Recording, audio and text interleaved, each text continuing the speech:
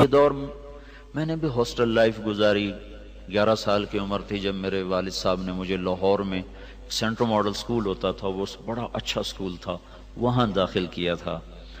تو پہلے تو میں شوق میں چلا گیا، اور ہم تو ٹاٹ کے سکول سے ایک دم سینٹرل ماڈل سکول میں پہنچ گئے. وہ سمجھ ہی نہ ہے کہاں آ گئے، کہاں ہم ٹاٹ میں بیٹھنے والے، کہاں ایک دم ایسا سسٹم جیسے یہاں کا ہے.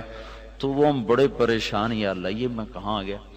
اور ادھر سے اداسی چڑھے، تو 2-3 دن کے بعد اداسی شروع ہو گئی. اب رضائی میں منہ دے کے روئی جائیں یا اللہ. اب میں پہلے دن جو کلاس روم میں داخل ہوا، وہ سارے شہری لڑکے، ہم بالکل نپٹ دیہاتی.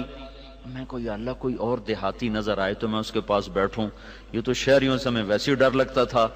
تو میں نے سارے لڑکوں کو ایسے دیکھا.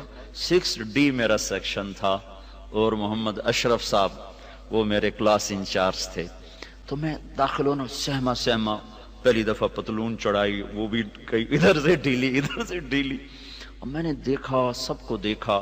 تو سب سے آخر میں نا ایک لڑکا ایسے کر کے بیٹھا تھا، ایسے، اور ایسے سے دیکھ رہا تھا سب کو، ڈرا ہوا نا. میں نے کہا یہ دیہاتی ہے، میری طرح کوئی پھنسا ہوا ہے. تو میں سیدھا اس کے پاس جا کے بیٹھا. اس دن اس سے دوستی لگی. 1964 اور اب 41 سال ہو گئے، آج تک اس سے ہماری یاری نبھ رہی. وہ سرگودے کے میلا فیملی میں سے تھا. تو جب میں قریب پہنچا تو اس کو شہری لڑکے چھیڑ رہے تھے نا.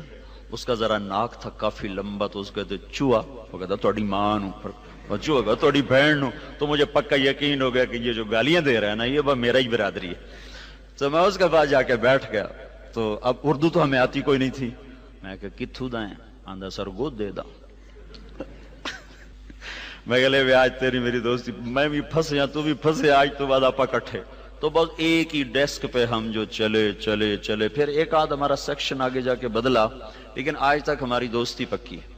تو آپ کو دیکھ کر مجھے اپنا وہ بچپن اور وہ ہاسٹل، وہ سکول، وہ سارا کچھ ایسے جیسے ماضی کے پٹ سارے کھل گئے ہوں، اور گردش ایام نے پیچھے مجھے دھکا دے کر اپنے ہاسٹل میں پہنچا دیا ہو. آپ سب کو دیکھ کر وہ مجھے اپنا ماضی یاد آ رہا ہے. تو میں یہ آپ سے کہنے آیا تھا کہ اس زندگی گزارنے کے کچھ اصول ہیں. ایک نظریہ یونان کا تھا اس زندگی کے بارے میں کہ نہ اس کی کوئی ابتدا ہے نہ اس کی کوئی انتہا ہے، جو جیسے گزارے ٹھیک.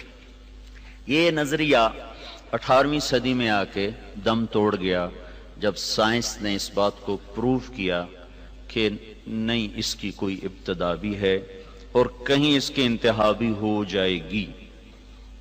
یہ نیوٹن جب 1642 میں پیدا ہوا اور 1727 میں وہ مرا ہے. وہ سائنس کا نبی کہلاتا ہے، سائنس کا نبی. اس کو اللہ نے دیا. اور دیکھو بچوں، یہ علم جو ہے نا، یہ کسی کی وراثت نہیں، نہ مغرب کی نہ مشرق کی. جو محنت کرے گا اللہ اس کو دے دے گا. میں نے اس کے بارے میں پڑھا. وہ گھنٹوں ایسے لیٹا رہتا تھا، کئی گھنٹے ایسے لیٹا رہتا تھا، کئی گھنٹے. تو 5 منٹ نہیں ایسے لیٹ سکتے، کروڑ بدلتے ہیں.